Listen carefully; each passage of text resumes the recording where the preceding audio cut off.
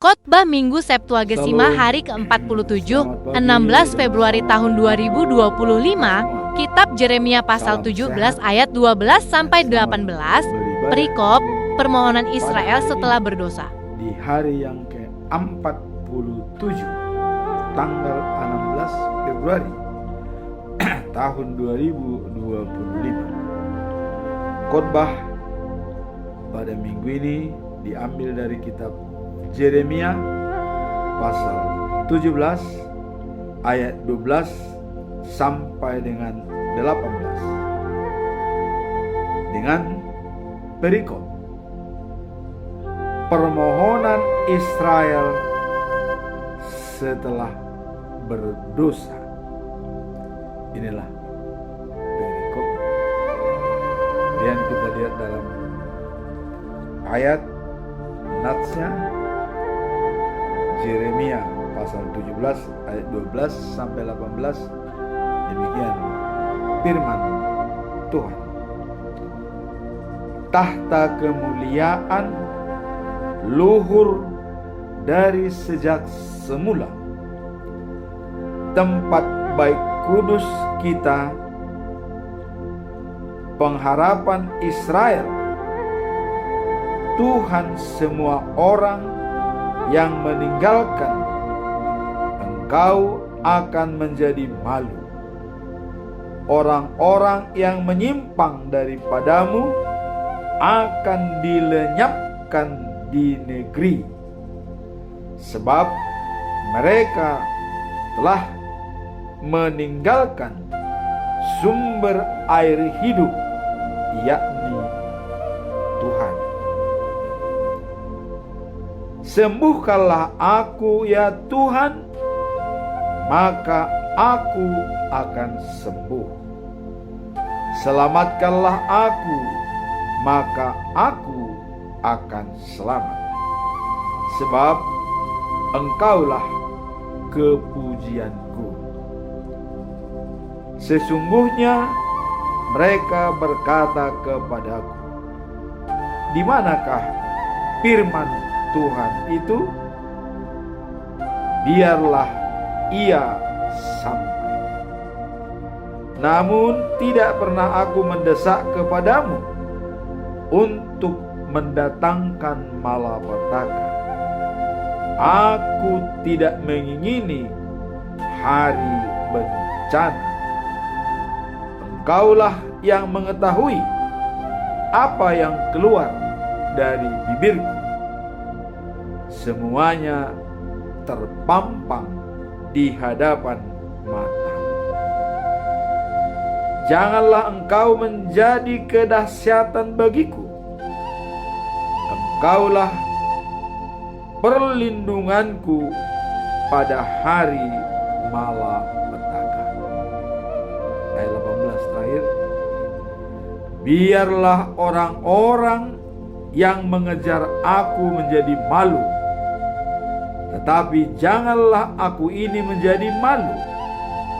Biarlah mereka terkejut, tetapi janganlah aku ini terkejut.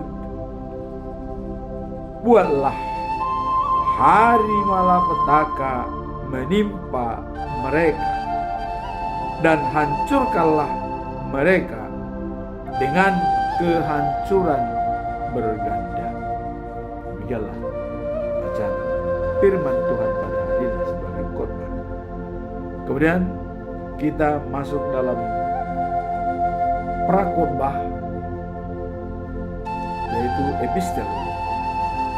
Diambil dari kitab Kolose pasal 1 ayat 24 sampai dengan 29. Perikopnya adalah pelayanan Paulus terhadap jemaat. Apa makna perikop ini tentang pelayanan Paulus kepada jemaat? Kita diajarkan tentang pentingnya menghayati penderitaan demi Kristus, dan bagaimana itu berkontribusi terhadap pekerjaan Allah melalui pelayanan. Ayat ini menjelaskan bahwa melalui kesengsaraan kita dapat memperlengkapi tubuh Kristus dan membantu orang lain, yaitu jemaat, untuk memahami kasih Allah yang lebih dalam. Dalam ayat 24 dikatakan ya bahwa Paulus mengatakan ia bersukacita dalam penderitaannya. Demikian, dan ia mengingatkan apa yang disampaikan Paulus, ya, bahwa pengorbanan yang dialaminya bertujuan untuk melengkapi apa yang kurang dalam penderitaan Kristus. Artinya tetap mengacu kalau penderitaan yang paling hebat adalah Kristus, tapi Paulus juga melengkapi penderitaan yang dialami oleh Kristus. Maka dikatakan ya bahwa dia bersukacita dalam penderitaannya, dan ia mengingatkan bahwa pengorbanan yang dialaminya bertujuan untuk melengkapi. Jadi dia bersukacita dan dianggap itu melengkapi penderitaan Kristus. Nah, kemudian apa pesan moralnya di sini? Penderitaan bertujuan untuk memperkuat iman dan menjadi berkat bagi orang lain. Dengan demikian, kita dipanggil untuk tetap sungguh-sungguh dalam iman dan terlibat dalam mengajarkan orang lain tentang kemuliaan Kristus melalui kehidupan sehari-hari. Jadi di sini pesan moralnya bahwa kehidupan kita sehari-hari merupakan gambaran daripada karakter Tuhan untuk kita tunjukkan kepada orang lain. Nah, kemudian apa pembelajaran dari perikop ini? Pertama adalah pentingnya penderitaan dalam konteks pelayanan bagi orang lain. Jadi kalau kita sudah siap untuk melayani, maka kita siap menderita.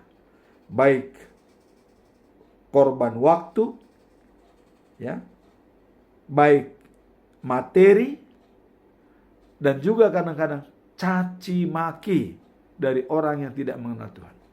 Dan itu dikatakan pentingnya ya penderitaan dalam konteks pelayanan bagi orang lain. Kita harus siap dalam hal itu. Kemudian pembelajaran yang kedua adalah dalam penderitaan tersebut kita diajarkan untuk bersukacita dan memahami misi Alkitab yang lebih besar dalam hidup kita. Apa misi Alkitab yang lebih besar? Untuk melayani, memberkati, dan memperdalam pengetahuan kita tentang Kristus. Jadi melayani, memberkati, dan memperdalam pengetahuan kita tentang Kristus. Itulah pembelajaran yang bisa diambil dari perikop ini. Nah, kemudian kita juga mengacu pada Roma 12 ayat 12, Paulus mengatakan, bersukacitalah dalam pengharapan dan tabah dalam penderitaan, dan teruslah berdoa. Napas kita harus kita jadikan sebagai doa. Itulah prakhotbah pada hari ini.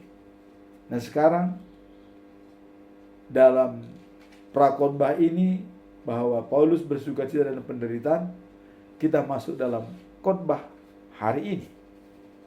Apa yang mau kita lihat dalam khotbah hari ini? Namun sebelum kita masuk dalam khotbah hari ini, kita tetap mengacu kepada topik bulan Februari, yaitu mengandalkan Tuhan sebagai sumber kekuatan dan pengharapan. Dan dijabarkan ya dalam Mazmur pasal 46 ayat 2. Tuhan, perlindunganku dan sumber kekuatan yang memberikan keselamatan bagi kita. Dan paradigma, apapun terjadi, biarpun bumi berubah, misalnya berubah dari bumi yang lama ke bumi yang baru, ya, dan gunung-gunung bergoncang di dalam laut, tapi kita tidak takut. Kalau bergoncang dalam laut itu bisa menimbulkan tsunami, ya. Kita tidak takut. Karena Allah sebagai perlindungan kita dan keamanan kita. Itulah modal kita selama bulan Februari, Tuhan sebagai sumber kekuatan kita dan pengharapan. Malam masuk kita dalam khotbah minggu ini dengan perikop permohonan Israel, ya, setelah berdosa. Kalau kita lihat dalam Yeremia pasal 17 ayat 12 sampai 18 yang telah kita bacakan tadi, adanya pengharapan Israel, ya, dan ayat ini menggambarkan pentingnya, ya, ketulusan dalam beriman kepada Tuhan. Tulus dan tekun. Jadi perlunya ketulusan dan ketekunan beriman kepada Tuhan. Dan ya, menunjukkan betapa berharganya harapan serta pengharapan dalam janji-janjinya. Apa harapan dan pengharapan kita dalam janji-janji Tuhan? Kedatangannya kedua kali mempersatukan surga dan bumi menjadi satu, dipimpin oleh Allah sendiri. Itulah janji-janji yang terbesar yang belum dipenuhi oleh Tuhan dan akan dipenuhi pada waktunya. Ayat ini mengajarkan bahwa meskipun situasi sulit, Tuhan selalu menjadi pelindung dan penghibur bagi umatnya. Ini merupakan jaminan bagi kita. Dalam situasi yang sulit, Tuhan tetap sebagai pelindung dan keamanan bagi umatnya. Apa pesan moral dari perikop ini? Orang yang mengandalkan manusia akan mengalami kekecewaan. Karena manusia itu terbatas. Apalagi kita berjanji tidak ditepati. Maka kalau orang yang mengandalkan manusia akan mengalami kekecewaan. Sedangkan orang yang mengandalkan Tuhan akan mendapatkan kekuatan dan dukungan yang diperlukan. Jadi kekuatan, dukungan yang diperlukan kalau kita mengandalkan Tuhan. Tapi kalau kita mengandalkan manusia, kekecewaan yang muncul. Itu bisa terjadi dalam kehidupan kita sehari-hari. Maka dalam falsafah Batak dikatakan, ya, dongan mekkel godang alai dongan tangis dangadong. Artinya, kalau kita bergembira, banyak kawan kita. Tapi kalau kita dalam kesusahan, orang meninggalkan kita. Maka jangan mengandalkan manusia sebagai pedoman kita. Kita akan kecewa. Tapi andalkanlah Tuhan yang bisa memberi kekuatan dan dorongan dan motivasi kepada kita.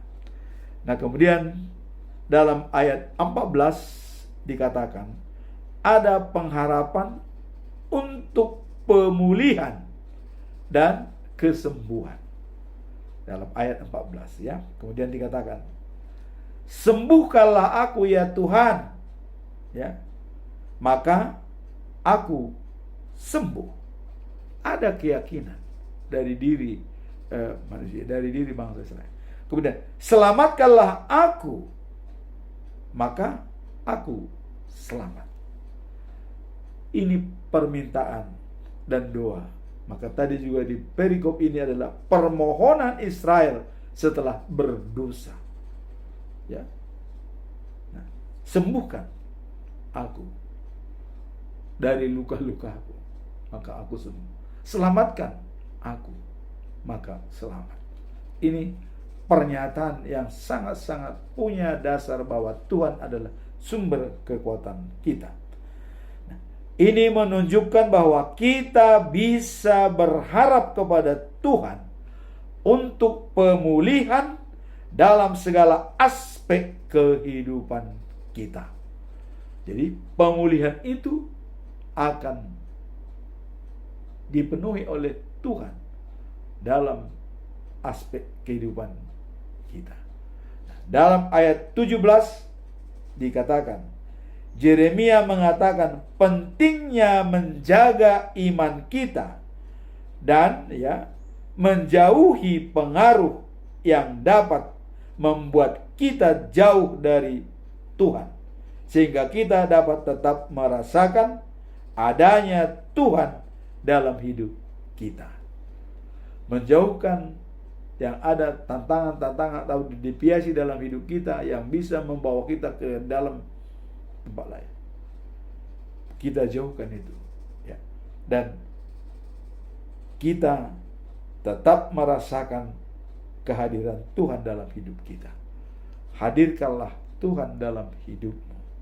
Itulah jalan satu-satunya untuk menjauhkan segala tantangan-tantangan yang kita hadapi. Dan kita harus tetap mengatakan suatu predestinasi bahwa segalanya adalah telah ditentukan oleh Tuhan. Ketergantungan kita kepada Tuhan dalam proses penyembuhan dan keselamatan, ya, kekuatan dan sumber pengharapan adalah Tuhan sendiri, bukan manusia dan duniawi.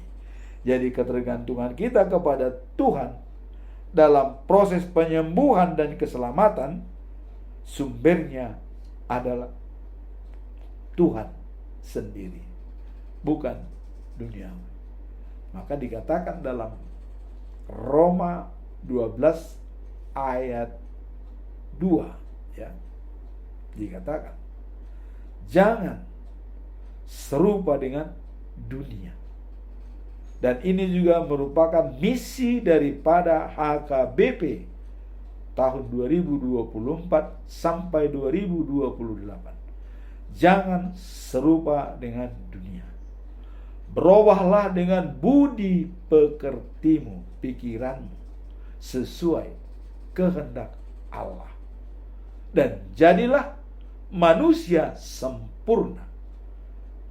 Apa syarat daripada manusia sempurna? Syarat untuk menjadi manusia sempurna hanya satu, yaitu menyenangkan hati Allah. Yesus sudah dinyatakan oleh Allah bahwa dia menyenangkan hati Allah. Pada waktu dia dibaptis, ya, Allah turun dari surga mengatakan, inilah anakku yang kukasihi, kepadanya lah aku berkenaan dan menyenangkan hatiku. Yesus menyenangkan hati Allah. Dalam Roma 12 ayat 2 pun kita diminta menjadi sempurna. Yang sempurna itu adalah menyenangkan hati Allah.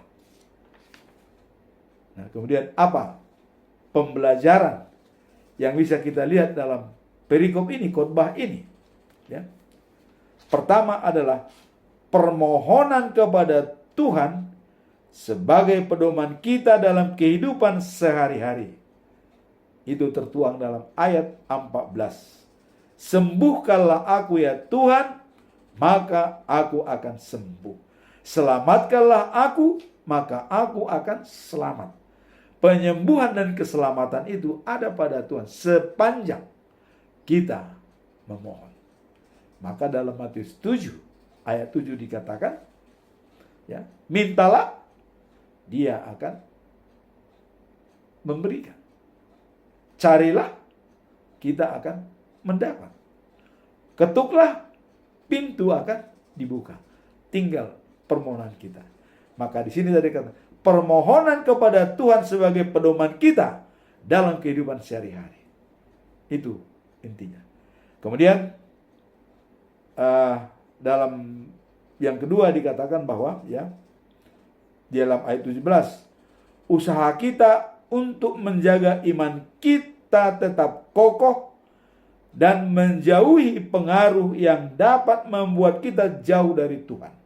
Kita hilangkan belenggu-belenggu yang bisa menyesatkan kita. Ya, maka dikatakan jangan serupa dengan dunia. Itu maksudnya untuk menjauhi belenggu-belenggu yang bisa menekan God spot kita. Dulu ada buku roha, ya. Buku roha itu di dalam batin kita itu Yesus. Tapi dia bisa dibelenggu-belenggu oleh yang adanya gambar daripada harimau yang marah, ya. Terus ada gambar babi, ya, pargharu buson, ya. Ada ular, yaitu iri late, ya. Macam-macam yang bisa membelenggu kita. Amarah, selera dan nafsu, kesombongan dan kepura-puraan, aspirasi dan ambisi, itu bisa membelenggu kita untuk supaya tidak dekat dengan Tuhan.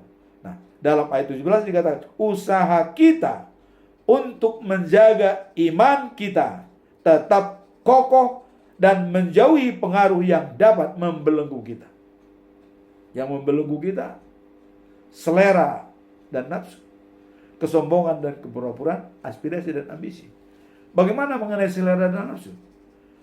Adanya selera dari orang, ya, dan nafsu itu bisa membuat retak dalam keluarga. Contoh, misalnya dalam perkawinan, ya, ada seseorang suami dan istri. Si suami dibesarkan dalam lingkungan pengaruh daripada bapaknya, ya. Dia lihat si suami atau lebih dekat dengan ibunya. Di dalam lingkungan mereka ada aturan yang menyiram bunga di keluarga kami adalah selalu ibu. Ini menjadi pedoman bagi dia dalam hidupnya. Sehingga itu akan dibawa di dalam berkeluarga. Kemudian pihak istri mempunyai pandangan yang berbeda. Bahwa di keluarga mereka yang selalu sibuk setiap pagi bangun, bapaknya yang menyiram bunga. Ibunya bekerja di dapur. Bapaknya setiap pagi menyiram bunga. Antara kedua pandangan, si suami mengatakan ibunya yang menyiram bunga. Dan si istri mengatakan bapaknya yang menyiram bunga. Giliran mereka punya bunga, siapa yang harus menyiram bunga? Selera dan nafsu bisa membuat keluarga retak. Menurut si bapak, istrinya harus menyiram bunga. Menurut si istri, bapak yang harus menyiram bunga. Sekarang terjadi pertentangan. Hanya karena latar belakang dibesarkan dengan lingkungan yang sesuai. Akhirnya mereka bertengkar. Bunga tidak tersiram. Karena mereka sudah bertengkar. Karena kebenaran daripada si istri dilihat bapaknya yang menyiram bunga. Kebenaran daripada si suami, ibunya yang menyiram bunga. Lah, jadi dalam keluarga mereka pun ya harus seperti itu. Inilah belenggu-belenggu yang bisa mengganggu kita untuk dekat kepada Tuhan. Dan apakah penting siapa menyiram bunga? Orang yang punya paradigma luas, wawasan yang luas, mengatakan siapapun menyiram bunga bukan menjadi masalah. Yang penting bunga tersiram. Dan gunakanlah karakter Allah, yaitu kasih. Kalau kita mengasihi bunga, bunga pasti kita siram. Kalau kita tidak mengasihi bunga, kita cenderung dalam aturan-aturan permainan yang tidak jelas. Maka dengan pesan ini, siapapun yang menyiram bunga tidak jadi masalah. Apakah tukang beca, apakah tukang kebun, yang penting bunga tersiram. Tapi tidak berpegang pada aturan yang ada dalam keluarga mereka sendiri yang berbeda. Itulah dikatakan selera dan nafsu bisa membuat kita hilang ya dari ketaatan kita mengikut Tuhan. Nah, kemudian yang ketiga, pembelajaran yang ketiga dikatakan adalah pandangan kita sebagai predestinasi dari Tuhan. Apa itu predestinasi? Doktrin teologis mengatakan bahwa Tuhan telah menentukan semua peristiwa di alam semesta ini telah ditentukan oleh Allah. Jadi sudah ditentukan. Kita hanya melakoni. Tapi kita juga diberikan kuasa untuk mengelola dunia ya. Dalam Kejadian 1 ayat 28. Beranak cuculah, kelolalah dunia, burung-burung di udara dan di laut, dan juga binatang yang merayap di bumi. Kelola semua, rajai. Kita diberikan kuasa. Namun ada predestinasi, doktrin daripada Tuhan. Segalanya tercipta, sudah ditentukan oleh Tuhan. Kalau belum tercipta, kita hanya melihat. Kadang-kadang di luar daripada akal sehat kita terjadi, dibuat oleh Tuhan sesuai dengan rencananya. Nah, itulah 3 pembelajaran yang bisa kita ambil dalam perikop ini. Permohonan kepada Tuhan sebagai pedoman kita dalam kehidupan sehari-hari. Kemudian usaha kita untuk menjaga iman kita tetap kokoh dan menjauhi pengaruh-pengaruh yang dapat membuat kita jauh dari Tuhan. Yang ketiga adalah mendorong kita sebagai pandangan kita sebagai predestinasi bahwa Tuhan telah menentukan segalanya. Namun bukan berarti kita berpangku tangan, wow sudah dari sononya, tidak. Kita tetap dikatakan dalam Kejadian pasal 1 ayat 28, pengelola dunia dan seluruh isinya. Itu harus kita jalankan dengan baik. Nah, sekarang kita masuk dalam conclusion ya. Apa itu conclusion dalam perikop ini? Conclusion adalah sebagai kesimpulan akhir, baik dari makna, pesan moral, dan pembelajaran dari perikop ini. Apa kesimpulan kita? Saya tetap mengajukan 3 pertanyaan yang mendalam, yang bisa menggali daripada perikop ini. Pertanyaan pertama, apa makna ketergantungan sepenuhnya kepada Tuhan dalam menghadapi kesulitan? Kenapa kita harus sepenuhnya bergantung kepada Tuhan dalam hidup kita? Apa maknanya? Ini yang perlu kita bahas. Apa makna ketergantungan kita kepada Tuhan? Ketergantungan sepenuhnya kepada Tuhan dalam menghadapi kesulitan hidup ya. Nah, mencerminkan sebuah iman yang dalam penuh harapan. Jadi iman kepercayaan yang dalam dan penuh dengan harapan. Itulah ya yang menjadi makna ketergantungan sepenuhnya kepada Tuhan dalam situasi yang sulit. Jadi dalam setiap kesulitan yang kita hadapi, hanya iman kita yang bisa berbicara. Karena Martin Luther mengatakan sola fide. Kita dibenarkan hanya karena iman. Kalau tanpa iman, kita tidak bisa dibenarkan oleh Tuhan. Iman. Ya. Inilah merupakan makna ketergantungan kita kepada Tuhan.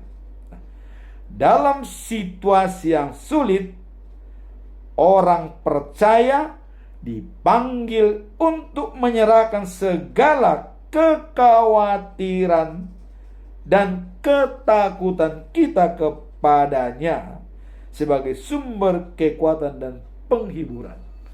Jadi kita diinginkan untuk menyampaikan segala kekhawatiran kita kepada Tuhan. Kita lihat dalam Filipi pasal 4 ayat 6 sampai dengan 7. Apa dikatakan? Janganlah hendaknya kamu khawatir tentang apapun juga. Tidak perlu khawatir apapun. Tetapi nyatakanlah dalam segala hal keinginanmu kepada Tuhan dalam doa dan permohonan dengan ucapan syukur. Itu dalam ayat 6. Kemudian apa akibat daripada menyerahkan kekhawatiran permohonan kita kepada Tuhan tersebut?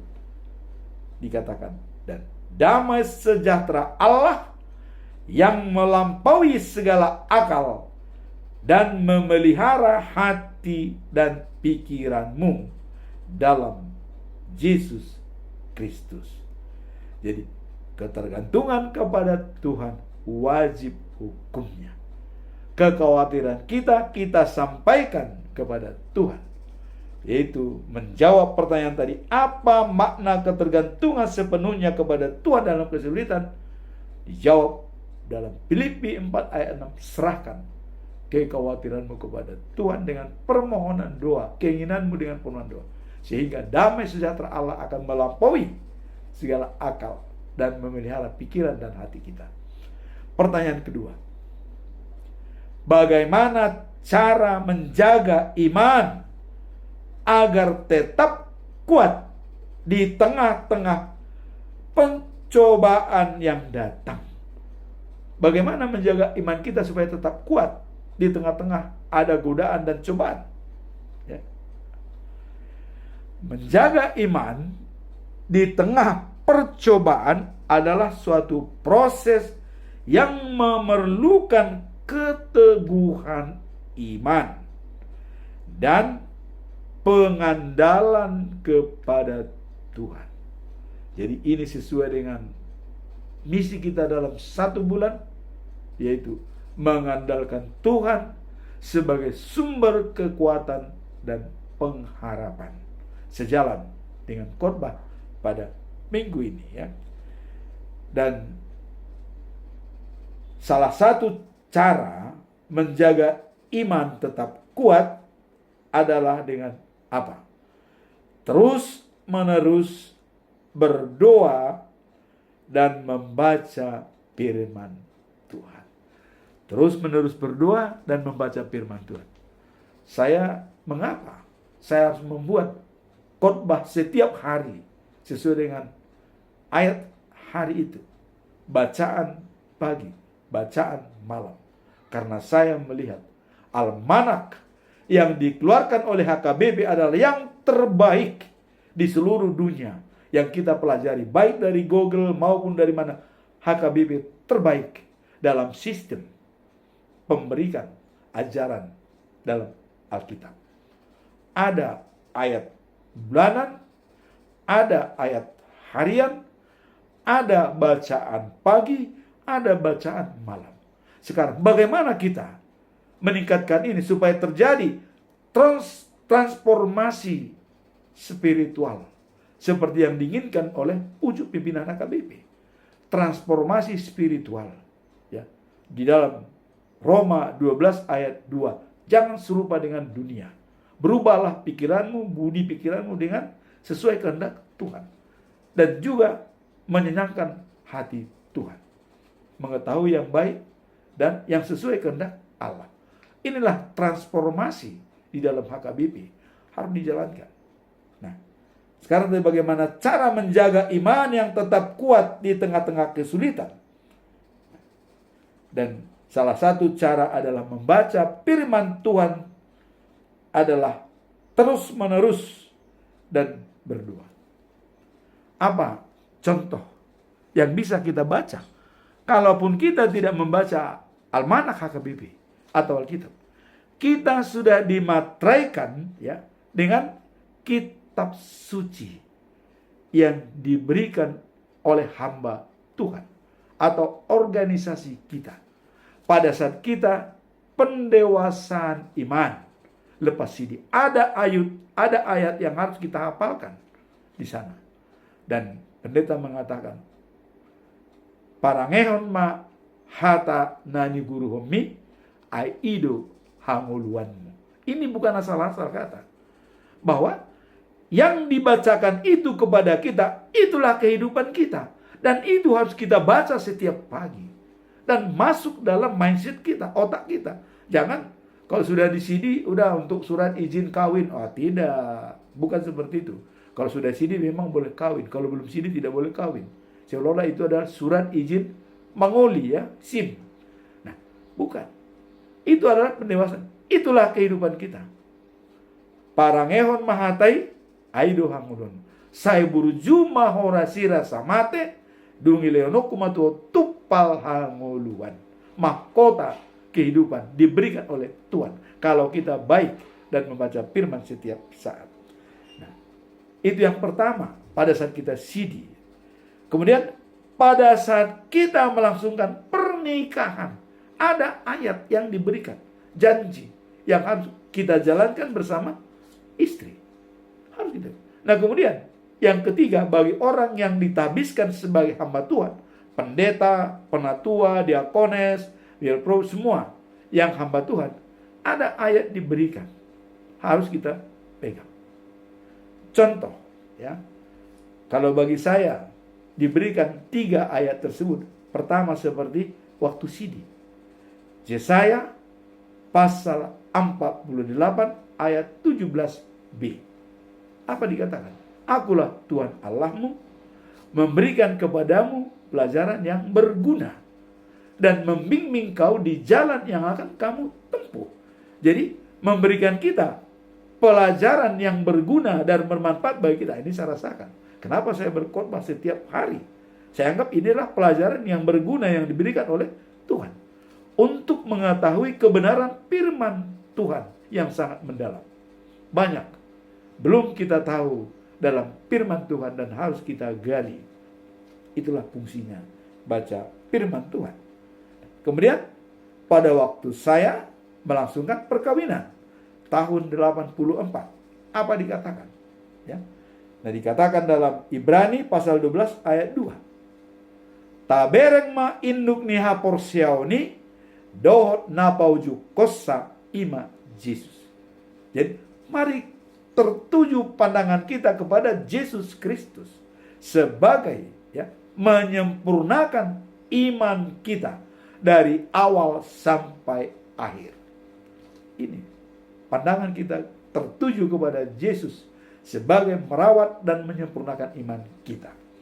Nah, kemudian waktu ditabiskan sebagai sintua, ada ayat ya di sini, Kisah Para Rasul ya pasal 5 ayat 29. Ini adalah benar-benar pernyataan Petrus waktu ditanyai oleh hukum-hukum agama. Dia mengatakan bahwa ikon oloando iba di debata asa di jolma. Kita harus lebih ya mengikuti Tuhan daripada manusia. Kalau kita mengikuti Tuhan walaupun bertentangan dengan manusia, jalankan.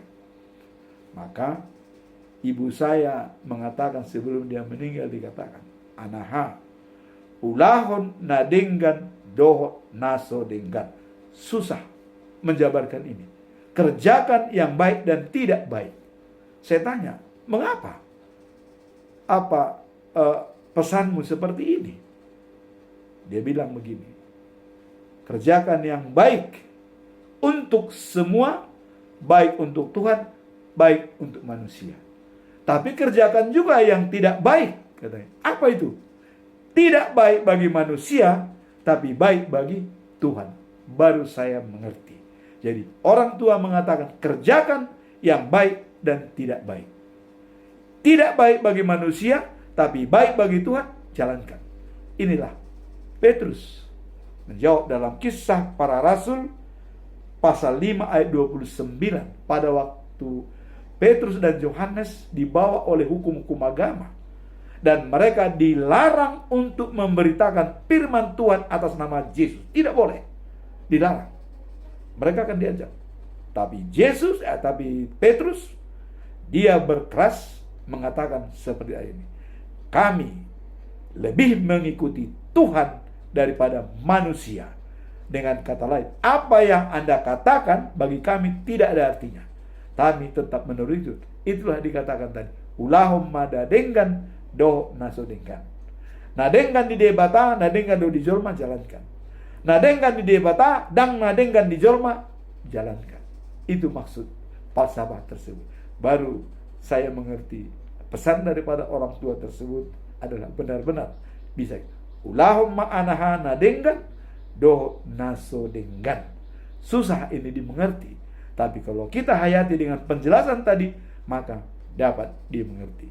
Jawabannya adalah Kisah Para Rasul pasal 5 ayat 29. Dan itulah ayat saya waktu ditabiskan menjadi Sintua tahun 1900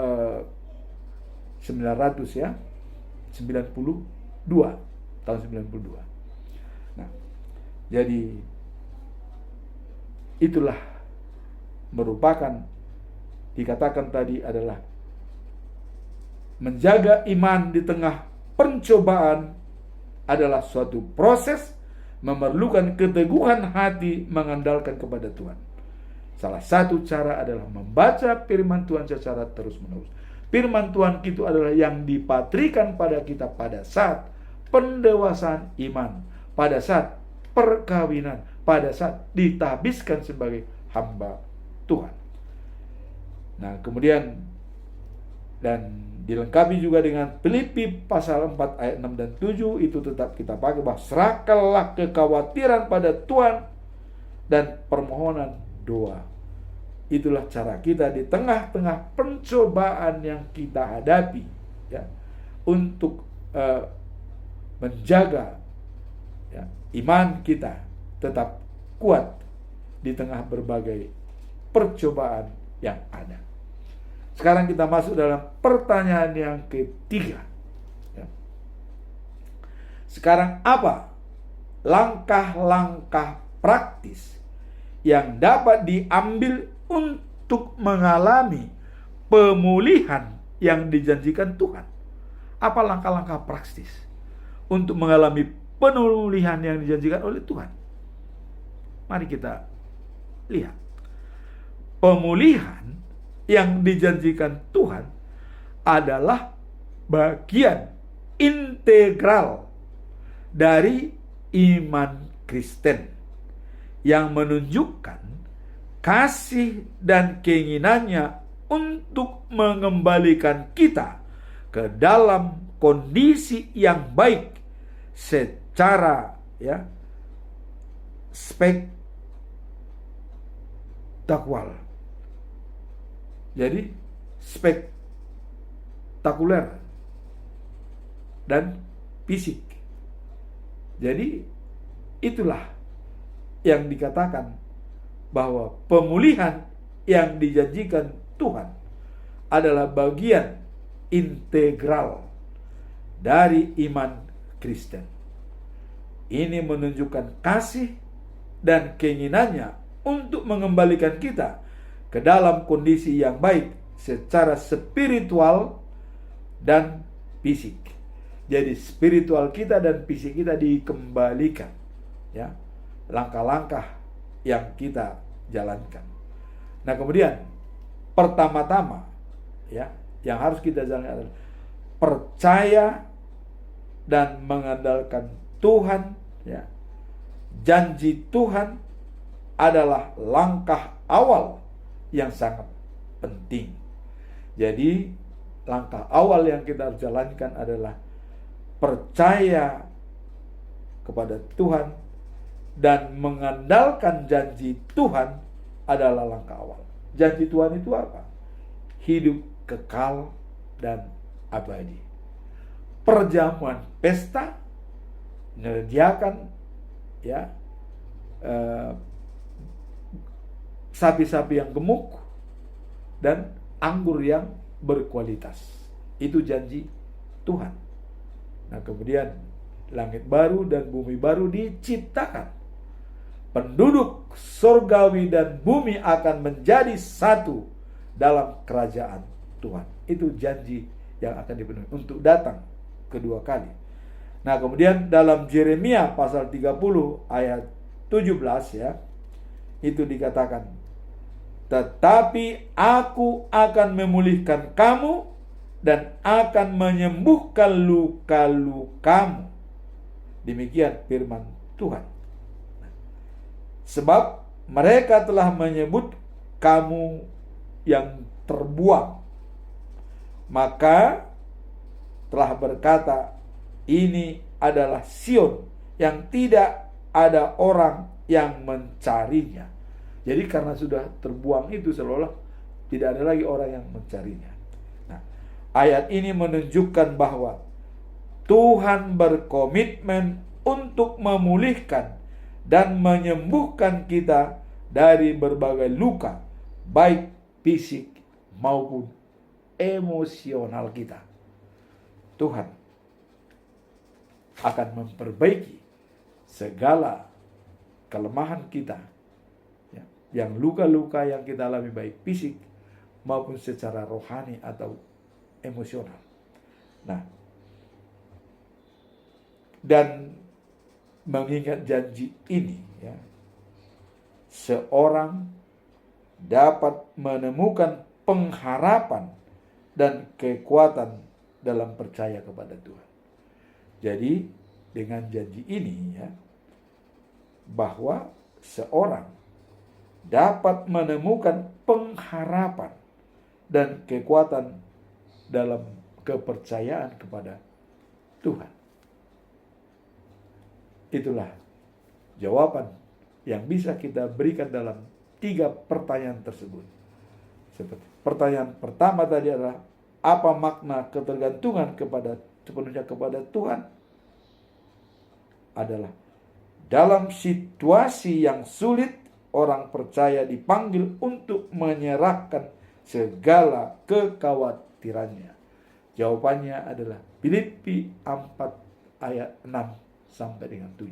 Serahkan kekhawatiranmu kepada Tuhan. Kemudian pertanyaan kedua tadi adalah, bagaimana cara menjaga iman agar tetap kuat di tengah-tengah berbagai kesulitan? Menjaga iman kita, membaca firman Tuhan dan berdoa. Dan firman Tuhan yang sudah dimateraikan kepada kita, baik pada waktu sidi, pada waktu pemberkatan nikah, dan pada waktu kita ditahbiskan. Kemudian yang ketiga, apa langkah-langkah praktis yang dapat diambil untuk mengalami pemulihan yang dijanjikan Tuhan? Percaya dan mengandalkan janji Tuhan adalah langkah awal yang sangat penting. Itulah firman Tuhan atau khotbah pada minggu ini. Maka yang saya katakan tadi, yang dipatrikan oleh Tuhan, kita melihat dalam Yeremia pasal 31 ayat 30. Apa yang dikatakan? Hukum-hukumku ku taruh dalam batin mereka. Hukum-hukumku ku taruh dalam batin mereka dan ku tulis dalam hatinya, supaya aku menjadi Allah mereka, mereka menjadi umatku. Hukum-hukum ini yang dipatrikan, itulah tadi pada waktu kita sidi, ya, karena itulah modal kehidupan kita. Saya berjumah horasi rasa mate, dugile nokumatu tupal hanguluan. Baik-baiklah kita sebelum ajal menjemput kita, karena kita akan menerima mahkota dari Tuhan. Apa mahkota itu? Hidup kekal dan abadi. Nah, itulah yang bisa kita sampaikan dalam khotbah pada minggu ini. Semoga khotbah ini dengan perikop, yaitu bahwa permohonan Israel setelah berdosa. Dan ada tadi kata-kata, sembuhkanlah aku, maka aku sembuh. Selamatkanlah aku, maka selamat. Demikianlah khotbah minggu ini. Semoga firman Tuhan bisa menjadi bekal bagi kita dalam menjalankan kehidupan kita sehari-hari. Amin. Tuhan memberkati kita.